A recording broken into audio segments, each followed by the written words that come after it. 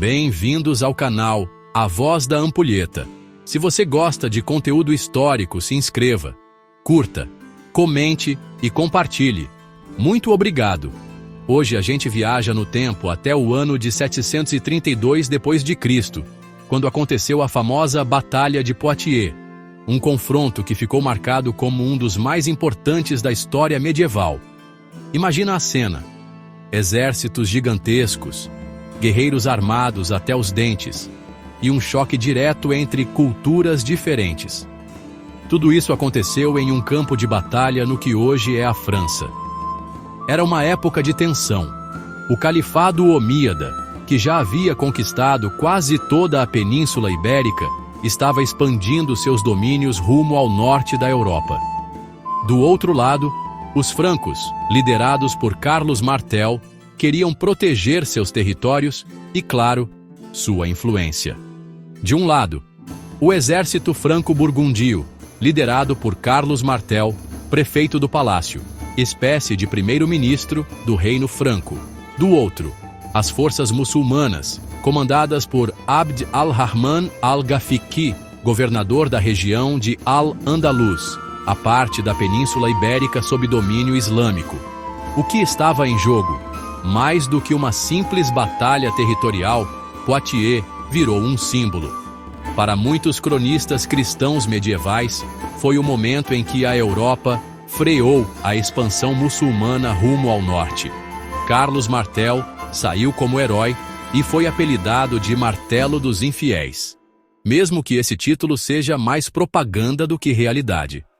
Mas atenção, hoje os historiadores discutem bastante esse ponto. Não há consenso sobre a real intenção dos Omíadas. Alguns dizem que a expedição era mais uma incursão de saque do que uma tentativa de conquista permanente da Europa Ocidental. Ou seja, talvez a batalha tenha sido importante, mas não foi exatamente o salvamento da cristandade, como se pintou depois. O que aprendemos com Poitiers? A vitória dos francos consolidou o poder de Carlos Martel, que abriu caminho para a futura ascensão de seu neto, Carlos Magno. Além disso, ajudou a formar a ideia de uma Europa cristã unificada, o que seria fundamental para a Idade Média Ocidental. Para entender o peso da Batalha de Poitiers, a gente precisa dar um passo atrás no tempo, lá para o século VII, quando o mundo islâmico estava em plena expansão. Após a morte do profeta Maomé em 632 d.C., os sucessores, os califas, lideraram uma impressionante expansão territorial. Em poucas décadas, os exércitos muçulmanos dominaram vastas regiões do Oriente Médio, do norte da África e, no início do século VIII, cruzaram o Estreito de Gibraltar e entraram com força total na Península Ibérica, onde derrotaram os visigodos e fundaram o Emirado de Al-Andalus.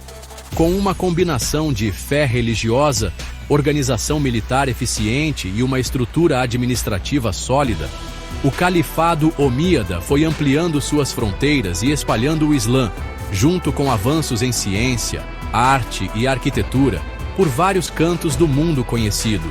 Do outro lado, a Europa Ocidental cristã observava tudo com crescente preocupação.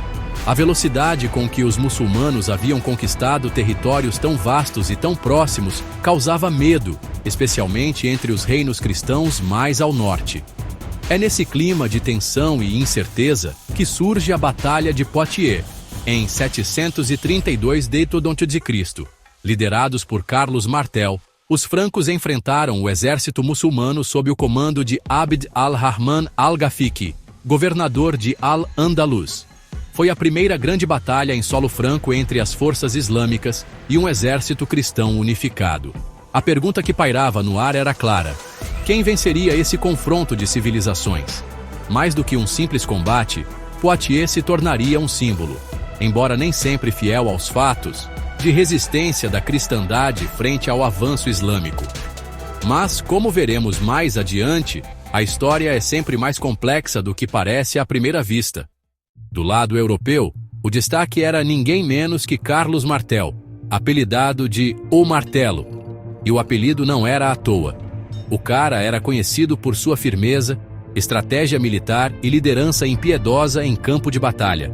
Carlos Martel não era rei, mas maior-domus, algo como primeiro-ministro do Reino Franco, uma figura poderosa que controlava o exército e a política no lugar dos reis merovingios, que nessa época já eram bastante simbólicos. Quando soube do avanço muçulmano vindo do sul, liderado por Abd al-Rahman al-Ghafiqi, governador de Al-Andalus, Martel entendeu que a situação era séria. Os relatos da época, ainda que um pouco exagerados, falavam de um exército muçulmano numeroso, experiente e devastador. Martel não recuou. Ele mobilizou tropas francas e burgúndias, organizando um exército que, embora menor em número, tinha uma vantagem: a disciplina e o conhecimento do terreno. Em vez de atacar de imediato, Martel escolheu uma posição defensiva no centro da atual França, próxima à cidade de Tours. Daí o nome alternativo da batalha, Batalha de Tours. Ele colocou suas tropas em formação fechada, com infantaria densa, o que dificultava ataques de cavalaria, principal força do exército omeada. A moral estava em alta. Os francos não estavam apenas lutando por território, mas também pela defesa de sua fé, cultura e modo de vida. Pelo menos, é assim que os cronistas cristãos retrataram depois. Mas agora, vem a pergunta importante: Carlos Martel foi mesmo o herói que salvou a Europa? Essa é uma narrativa construída muito depois da batalha, principalmente por autores cristãos e europeus que queriam reforçar a ideia de um choque de civilizações. Mas na realidade, os objetivos dos omíadas nessa campanha talvez não fossem de conquista permanente, como discutimos antes, e a vitória franca foi mais um entre vários episódios militares da época. Ainda assim, a vitória em Poitiers fortaleceu politicamente Carlos Martel, pavimentando o caminho para que sua dinastia carolíngia crescesse, o que levaria, décadas depois, ao império de seu neto, Carlos Magno. Em outubro de 732, perto da cidade de Poitiers, na atual França, aconteceu um dos confrontos mais decisivos da história medieval, a Batalha de Poitiers. O exército franco, comandado por Carlos Martel, enfrentou o exército muçulmano do governador omeada Abd al-Rahman. Esse embate não foi apenas uma disputa militar, mas um marco que definiria os rumos da Europa Ocidental e do mundo muçulmano. O exército muçulmano, parte do califado omeada, vinha em uma expansão rápida pela Península Ibérica e estava se aproximando das terras francas com grande confiança.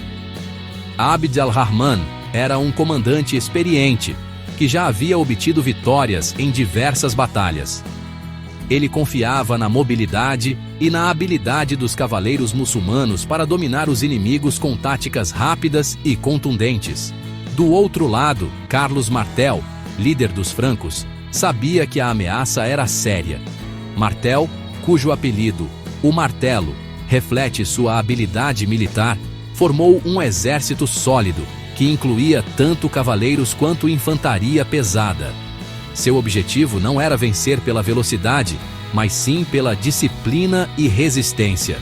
Ele sabia que, para deter os muçulmanos, precisaria criar uma linha defensiva robusta. No dia da batalha, o cenário era de extrema tensão, com ambos os exércitos se preparando para o combate. Abd al-Rahman iniciou a ofensiva com seus cavaleiros leves, confiando na rapidez de sua cavalaria para desorganizar as forças francas. A tática dos muçulmanos era conhecida: ataques rápidos e recuos, criando confusão e forçando o inimigo a se dispersar. Porém, Martel tinha uma tática decisiva. Ele ordenou que seus soldados formassem uma linha de escudos, criando uma defesa impenetrável contra as investidas da cavalaria. A infantaria franca se manteve compacta, resistindo ferozmente aos ataques. Embora os cavaleiros muçulmanos fossem muito rápidos e habilidosos, eles não conseguiram romper a linha de defesa dos francos, que, com grande disciplina e resistência, conseguiram se manter firmes. A batalha foi longa e brutal. Abd al-Rahman lutou pessoalmente na linha de frente, mas foi morto em combate. Sem a liderança do comandante, o exército muçulmano se desorganizou. A moral das tropas caiu drasticamente. e após horas de luta intensa, os muçulmanos começaram a se retirar. O exército franco saiu vitorioso e a expansão muçulmana na Europa Ocidental foi interrompida. A vitória de Martel em Poitiers foi decisiva para a defesa da Europa cristã. Ela não só impediu a expansão islâmica para o norte da Europa, mas também consolidou a posição política e militar dos francos. Martel se tornou uma figura de grande prestígio e fortaleceu o poder da dinastia carolíngia, que mais tarde seria responsável pela criação do Império Carolíngio, sob seu neto, Carlos Magno. É importante destacar, no entanto, que, embora a batalha tenha sido retratada como uma defesa da cristandade, não se sabe ao certo se Martel e seus guerreiros estavam motivados exclusivamente pela religião. A defesa territorial e o poder político também foram fatores importantes nessa luta. A vitória de Carlos Martel na Batalha de Poitiers, em 732, teve um impacto profundo na história da Europa. A derrota do exército muçulmano, comandado por Abd al-Rahman, é muitas vezes vista como o fim da expansão islâmica pela Europa Ocidental e o marco que garantiu que a região permanecesse em grande parte cristã. Esse feito conferiu a Martel o título de Salvador da Cristandade, e sua vitória foi amplamente celebrada por historiadores e cronistas ao longo dos séculos. No entanto, ao analisarmos a batalha mais de perto, é importante distinguir entre o mito e a realidade. A Batalha de Poitiers se tornou um símbolo de resistência cristã contra o avanço islâmico. Ao longo da história, muitos retrataram a vitória de Martel como um divisor de águas, um momento decisivo em que a cristandade foi salva do Império Muçulmano. Mas será que a batalha realmente teve esse efeito salvador? A questão é mais complexa do que parece à primeira vista. Embora Poitiers tenha sido uma vitória significativa para os francos, alguns historiadores argumentam que a expansão islâmica já estava enfraquecida nesse momento. O califado omíada, que havia conquistado vastos territórios, já enfrentava dificuldades internas, como revoltas e problemas de liderança. Dessa forma, a derrota em Poitiers pode ter atrasado a expansão islâmica, mas não a impediu de forma permanente. Além disso, após Poitiers, o califado islâmico continuou a se expandir para o leste, e mais tarde, o Império Otomano acabaria por ressurgir e se expandir para a Europa. Ou seja, a batalha não foi exatamente o fim da presença islâmica na Europa, mas sim um ponto de inflexão. Independentemente de como vemos o impacto da batalha sobre o futuro da cristandade, uma coisa é certa: a vitória de Martel teve um efeito profundo na consolidação do poder dos francos na região. Após Poitiers, Martel e seus sucessores conseguiram expandir e solidificar sua autoridade, criando as bases para o Império Carolíngio. A vitória também teve implicações políticas internas, pois fortaleceu o papel de Martel como líder militar e político, preparando o terreno para o reinado de seu filho, Pepino, o Breve, e mais tarde para a ascensão de Carlos Magno, que fundaria o Sacro Império Romano Germânico. A Batalha de Poitiers foi, sem dúvida, um marco na história da Europa medieval. Porém, ao analisarmos as consequências, é importante distinguir entre a legenda e a realidade. A batalha não salvou a cristandade da ameaça muçulmana de maneira definitiva, mas foi um passo importante na consolidação do poder dos francos e no estabelecimento das condições para o surgimento do Império Carolíngio. A visão de Martel como um salvador pode ser um pouco exagerada, mas seu papel na defesa e fortalecimento do reino franco é indiscutível. A Batalha de Poitiers, em 732, não foi importante apenas pela vitória militar contra os muçulmanos. Seu impacto foi profundo também na transformação social e política da Europa Ocidental. Para enfrentar os exércitos islâmicos, Carlos Martel precisou mobilizar um exército forte e bem organizado.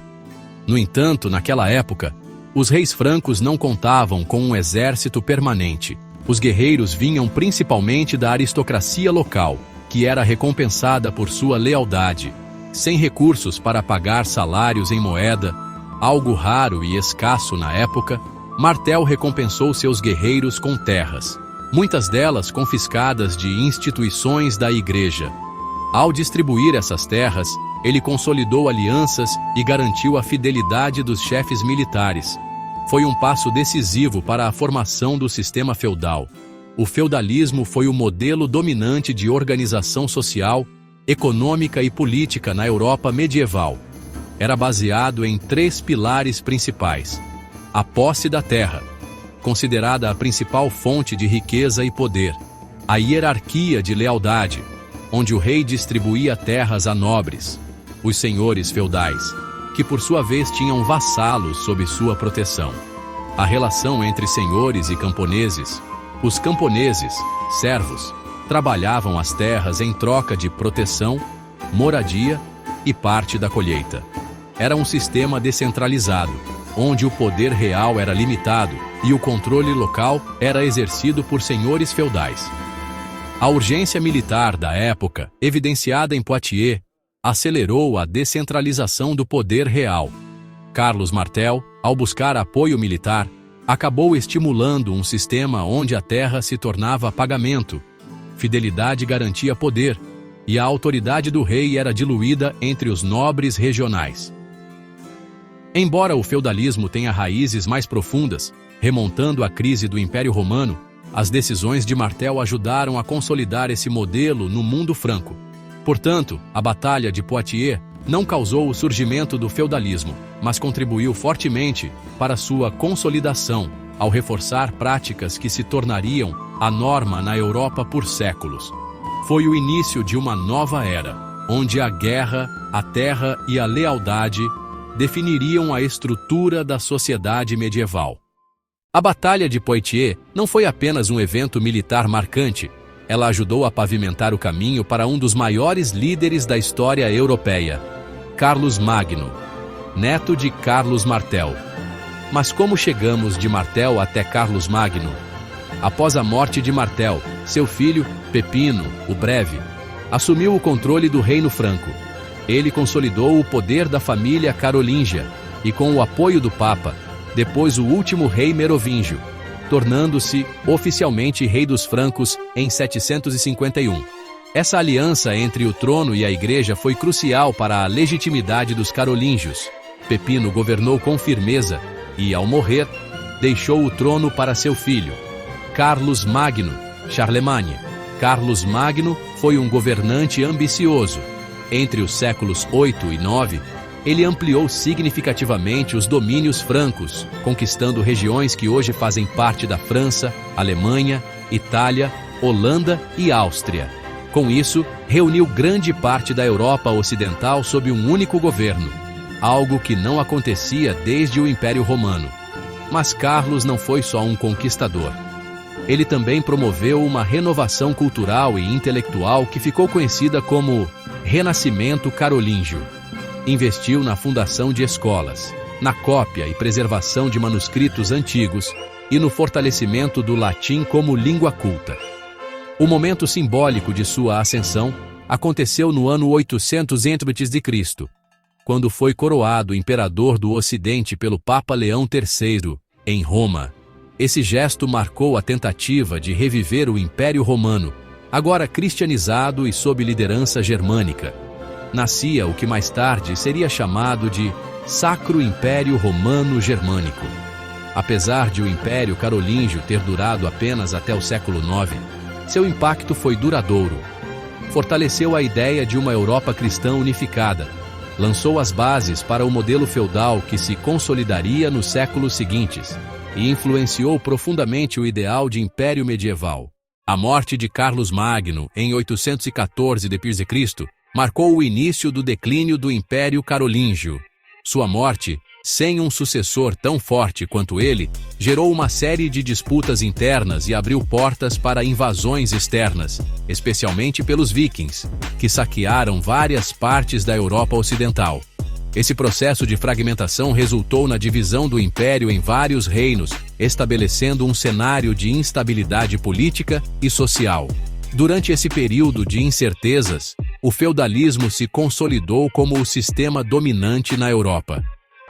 A sociedade medieval foi organizada de forma hierárquica, onde a terra era a principal fonte de poder e riqueza, e a lealdade entre senhores e vassalos era a base do sistema. Os camponeses, por sua vez, trabalhavam nas terras em troca de proteção e sustento, formando a base da economia feudal. Mas a história nunca é linear. Enquanto a Europa ocidental se fragmentava, novos fenômenos começaram a surgir. No campo econômico, as cidades começaram a se expandir, e o comércio ganhou mais força, impulsionado, em parte, pelas cruzadas. Estas expedições militares, organizadas pela Igreja Católica, tinham como objetivo reconquistar terras sagradas no Oriente, mas também abriram canais de contato entre a Europa e o mundo muçulmano, facilitando o intercâmbio de mercadorias e ideias. Esse renascimento das trocas comerciais também favoreceu o surgimento de uma nova classe social, a burguesia. Comerciantes, artesãos e banqueiros começaram a ganhar importância e poder, criando uma estrutura social mais complexa e dinâmica do que a do feudalismo. Ao mesmo tempo, a Idade Média estava se aproximando do seu fim. A partir do século XIV, o renascimento cultural surgiu como uma grande ruptura com o pensamento medieval. Esse movimento intelectual e artístico trouxe de volta a valorização da cultura clássica greco-romana, promoveu o humanismo e impulsionou o desenvolvimento das ciências. A redescoberta do pensamento racional e científico desafiou muitas das crenças e dogmas que haviam prevalecido durante a Idade Média. O Renascimento não foi apenas uma transformação cultural, mas também deu origem a mudanças profundas que prepararam o terreno para eventos cruciais como a Reforma Protestante e a Revolução Científica, que, por sua vez, moldaram a transição para a Era Moderna.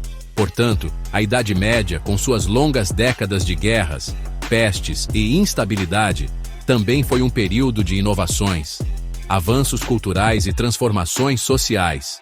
Eventos como a Batalha de Poitiers, o fortalecimento do feudalismo, o Império Carolíngio, as Cruzadas e o Renascimento estão interligados e foram fundamentais para o desenvolvimento da história europeia, abrindo caminho para o mundo moderno.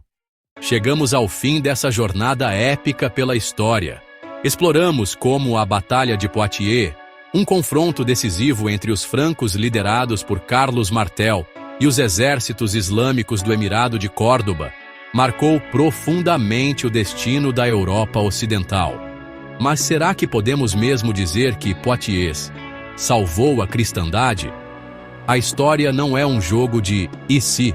Não podemos afirmar com certeza o que teria acontecido se Martel tivesse sido derrotado. Talvez os avanços islâmicos continuassem pela Europa, talvez não. O que sabemos com clareza é que a vitória dos francos fortaleceu o poder da dinastia carolíngia, consolidou o papel da Igreja Católica na política europeia e contribuiu para a formação do sistema feudal que dominaria a Idade Média. Poitiers foi um ponto de virada, mas não um ponto final.